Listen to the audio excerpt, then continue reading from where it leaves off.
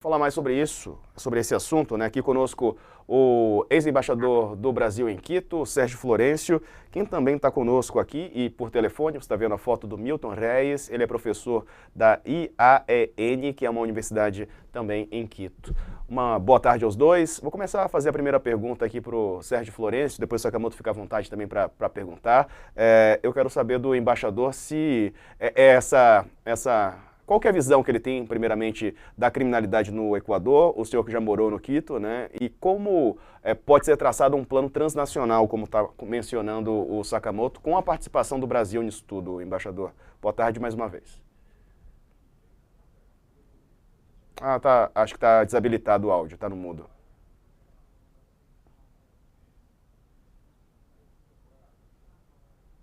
Boa tarde a todos. Prazer falar para o UOL. Na verdade, até as últimas eleições presidenciais, o Equador estava relativamente fora desse grande problema de tráfico de cocaína e de violência policial e de explosão da população carcerária.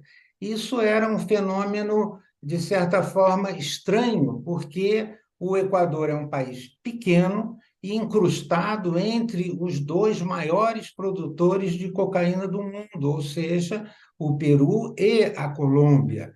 Então, a compreensão desse surto, dessa explosão, né, da violência, da população carcerária no Equador, tem que ser visto à luz de desenvolvimentos que ocorreram no interior do Equador. O fenômeno da dolarização é importante nesse sentido, e o que ocorreu recentemente também na Colômbia. Então, na Colômbia, nós tivemos durante décadas, né, a violência generalizada em função das Farc, que inicialmente eram um movimento ideológico, mas que se transformou posteriormente em um movimento profundamente ligado ao narcotráfico e que foi combatido violentamente, né, através do Plano Colômbia, financiado pelos Estados Unidos, e que, a partir de 2016, o governo colombiano assinou um acordo com as Farc. E isso daí, digamos, neutralizou em grande medida esse comércio de cocaína que ocorria em grande medida nos grandes cartéis da Colômbia. E isso provocou uma migração desse comércio de cocaína da Colômbia para o Equador. Esse fenômeno foi facilitado também pelo pelo fato de ser o Equador uma economia dolarizada.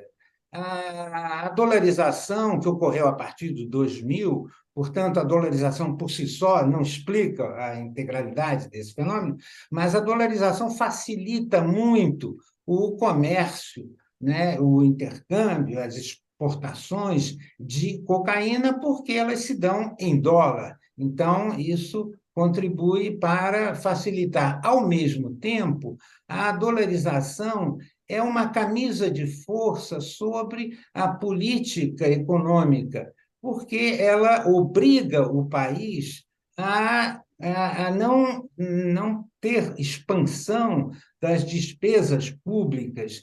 E, nesse sentido, o Equador reduziu muito os investimentos em segurança e, inclusive, privatizou grande parte do sistema de segurança, o que, obviamente, facilitou essa expansão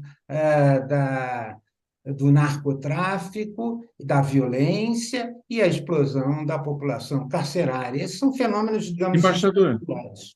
embaixador, boa tarde. Andy Boa Sakamoto aqui. tarde, Sakamoto. Nada, obrigado pela presença, né, aqui no All News. Uma pergunta, você estava citando até a dolarização, eu acho interessante porque é o seguinte, é claro, você tem um país dolarizado, portanto, praticamente, bem, sem banco central, né, nesse sentido, né? Sem Ou, moeda. né, exatamente, ou seja, com uma possibilidade, né, com um processo mais fácil, inclusive, para evadir divisa, né, com essa operação de moeda estrangeira. E, ao mesmo tempo, você teve, por exemplo, nos últimos tempos, né, uma instabilidade política, né? Sai o empresário Guilherme Lasso, depois entra numa eleição tapa-buraco o Daniel Noboa, né? Com tudo, com todas as turbulências que isso causa. Ou seja, você já tinha o senhor acha que esta situação política, né, instável, ela contribuiu para o crime organizado olhar a situação, que o crime organizado que já se aproveitava de uma situação, de um contexto equatoriano que permitia usar a economia a favor dele, mas você acha que essa instabilidade política contribuiu com essa situação que a gente está vivendo hoje?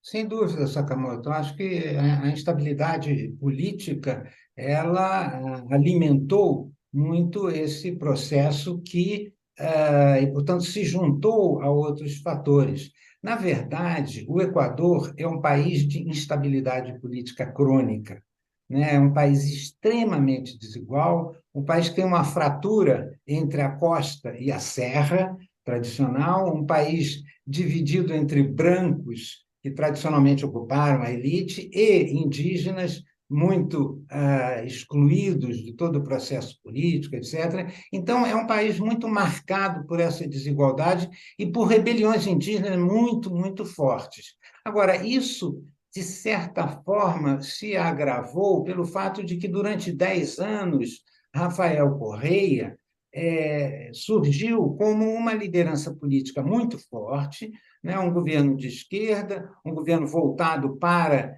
digamos, atender às reivindicações das populações mais pobres, atender às populações indígenas, integrá-las no processo político, etc. E ele se afirmou como uma liderança, mas ao longo de 10 anos ele também perdeu. Houve processo de corrupção, houve um desgaste natural pela não alternância no poder, e então ele saiu e foi. Agora, as últimas eleições, elas revelaram que essa força de esquerda não teve condições de fazer o seu candidato, e então foi eleito Noboa com, digamos, um apoio popular muito restrito. Então, nesse sentido, eu concordo muito com a sua visão de que, digamos, essa emergência de um governo que só tem 3% de apoio no Congresso, um governo que não tem um apoio forte junto às populações mais pobres, acabou alimentando esse processo crônico de instabilidade política que certamente alimentou, né, adicionado ao fenômeno que eu mencionei sobre a regularização da questão do tráfico na Colômbia. Isso foi um somatório que teve como consequência o que nós estamos vendo hoje.